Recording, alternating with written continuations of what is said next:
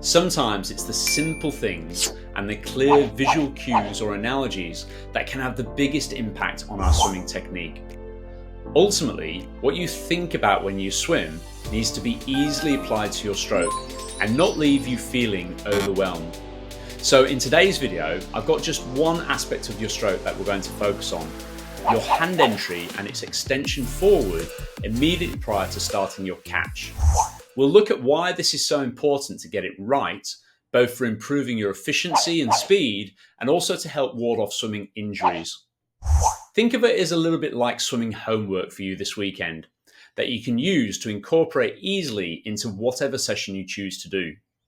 We'll also look at the spectrum of possibilities for how people typically do this in their own strokes to help you identify with a much greater degree of confidence what you're doing in your own stroke. So let's dive in. Firstly, I love this video of 7-time world marathon swimming champion Shelley Taylor-Smith, as it clearly highlights what the purpose of our hand entry needs to set up for a great catch. Shelley enters into the water, fingertips first, spears to a depth of around about 10 to 15 centimeters or 4 to 6 inches, and then at full reach, she subtly tips her fingertips down a little bit further by tilting from the wrist to engage the catch and then gather the water to press backwards. As you can then see from the overlay of her hand, any pressure she applies to the water is then rearward, which sends her forwards and also avoids creating excessive lift at the front of the stroke and otherwise sinking the legs down at the back. If we could climb inside Shelley's head and see what she would see as she extends forwards, it might look something like this. Whilst looking forward is not the greatest of ideas if you have overly sinky legs, don't be afraid to do this every now and again to see if you can see something similar in your stroke. You could even try doing it when wearing fins, flippers, or using a pull buoy to give you a little extra lift. Our vision serves as a great tool when making improvements to our stroke, and sometimes not being able to see what you're doing can lead you to doing the wrong thing, even if you think you're doing it right.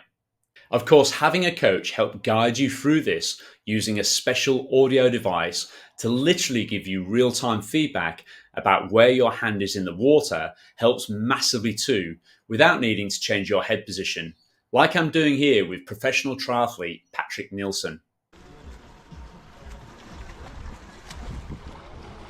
Good, very nice.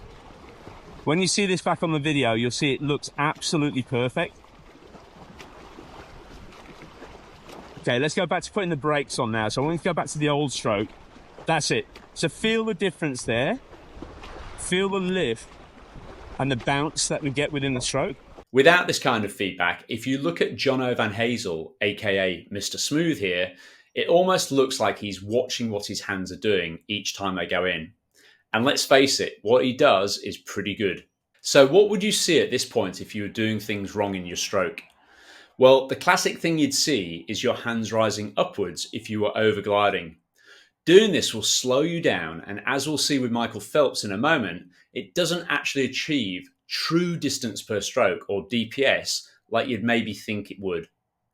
Equally, it's possible to overdo this as well and overly flex the wrist, especially if you are wary about overgliding and have swung too far to the opposite end of the spectrum. This would lead to the hand creating too much drag on the back of the hand, which would likely see the hand then slip through the water without any real engagement. In extreme cases, repetitively overly flexing the wrist like this can cause a relatively rare swimming injury called tenosynovitis, especially in longer distance marathon swimmers. So that's definitely something to watch out for there if that's you. It's easily fixed though by stopping doing the thing that's causing it. Our good friends at Finis created a paddle called the Bolster Paddle to help you ensure that you're getting the right angle at the wrist as you extend forwards. It acts a little bit like a splint. It extends partway down the underside of your forearm. You'll feel a degree of discomfort if you overly flex the wrist at this stage, but equally it helps you feel that moment in time when the subtle wrist tilt should lead you into the bending of the elbow to between 100 and 120 degrees to create that power diamond within the catch. Whilst we don't use these paddles a lot, I do keep a pair in my kit box for use with what I consider to be very much an edge case at this end of the spectrum. Okay, so now let's look at what the world's greatest ever swimmer, Michael Phelps, does at this point within his stroke. This is one of my favourite visual cues to show someone who maybe needs some refinement in this area. You can see that it's very similar to Shelley Taylor-Smith. Not surprising perhaps, as she's arguably one of the greatest distance freestylers of all time. So her stroke had to be super economical, despite not maybe looking the prettiest above the water. Of course, this really emphasizes one of the key points of this whole video. It's not what you do over the top of the water, but what you do underneath the water that matters the most. And you always need to bear that in mind. So what I always like to point out with this clip is that Michael Phelps swims this 50-meter length in about 22 or 23 strokes. However, he doesn't do it by gliding more within his stroke, as many people try to do when they're asked to reduce how many strokes they take per length. He does it very simply by ensuring that any pressure he applies to the water is in a rearward direction. This gives him true distance per stroke. And this is what you need to visualize with your own swimming. If it helps, you could even draw a smiley face on the palm of your hand and just ensure that it is always rearward facing. This helps people a lot, I find. Anyway, let's also not forget that off the dive, and to be honest, most other turns too, Phelps was noted for making it to the maximum legal distance underneath the water of 15 meters before starting his stroke. In fact, look here, he does it to within a centimeter of that marker. Quite amazing. So the next time you're comparing how many strokes per length you take versus the world's best swimmers, know that Phelps is actually stroking for just under 35 meters, not the 45 or 46 meters you're likely doing. He's also 193 centimeters tall, or 6 foot 4 inches, and has a wingspan of over 2 meters, or 6 foot 7.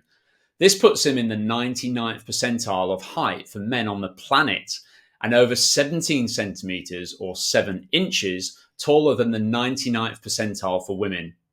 In short, he's a big dude, perfectly built for swimming, which most of us are not. However, we can modify our strokes accordingly. So, as removed from many of us as Phelps is, what can we still learn from him about his hand entry and its extension forward immediately prior to starting his catch? Well, I want you to visualize a 180-degree semicircle from the point where his hand enters into the water, right back to his hips where the hand leaves the water. Now, most would assume that the world's greatest swimmer would make use of every single one of those 180 degrees to propel himself forwards. But he doesn't. Look at how he always spears to a depth of about 10 to 15 centimeters, seemingly ignoring the first 15 degrees of his stroke. Why does he do that? Well, as perfectly built for swimming as Phelps is, he still can't defy physics and the biomechanics of his shoulder. He reaches to this point to ensure that the golden rule of fingertips below wrist and wrist below the elbow is always in place. In fact, if you want a little extra swimming fun this weekend, why not hop onto swimsmooth.guru, the link's on the screen somewhere here, and tap into our catch masterclass, which will not only show you how to develop the rest of your catch and pull through, but also emphasizes this point ad nauseum. So much so that people often tell me they'll have drinking games, taking a responsible sip every time they hear me say the word fingertips below wrist and wrist below the elbow. Yes, it's that important for your stroke. If Phelps were instead to reach his fingertips up to the surface, as many of you will be doing when trying to lengthen out your stroke, his elbow would drop below the height of his fingertips and commence the trajectory of the dreaded dropped elbow pull through. You don't want this. Instead, discard that first 10 to 15 degrees like Phelps. It will range depending on your level of flexibility and rotation, and just subtly tip those fingertips down a smidgen. I found that our sculling drill is the perfect way of working out what depth is right for you. Scull smoothly in and out with a pull buoy between your legs, and if you're moving forwards, your fingertips are likely at the right depth. Now transfer this into the stroke, and as you've got the pull buoy already in, actually look at where your hands are going. Do you see what I see? Are you reaching to the same depth, and is it helping your stroke? Anyway, I hope this all helps improve your swimming. Let's quickly summarize the key points. Number 1. Enter into the water fingertips first, not thumb or pinky first, at a distance in front of your head that allows your fingertips to enter before your wrist and your wrist before your elbow. Visualize a little window underneath your elbow like Rebecca Adlington here, if that helps. Number 2, extend forwards to about 10 to 15 centimeters under the water and avoid either reaching up and gliding excessively or tilting the wrist too much and creating drag on the back of your hand. And 3, at full reach, subtly tip the fingertips down to initiate the catch and gather the water to press back, imagining a smiley face on the palm of your hand. Let us know in the comments below if these simple visual cues have helped you, and please consider sharing the video with a mate or your group of swimming buddies who can maybe all try the fingertips below the wrist and the wrist below the elbow drinking game over a cup of coffee after your next swim together this weekend when watching the full catch masterclass within the Swim Smooth Guru. Thanks for watching, catch you next time.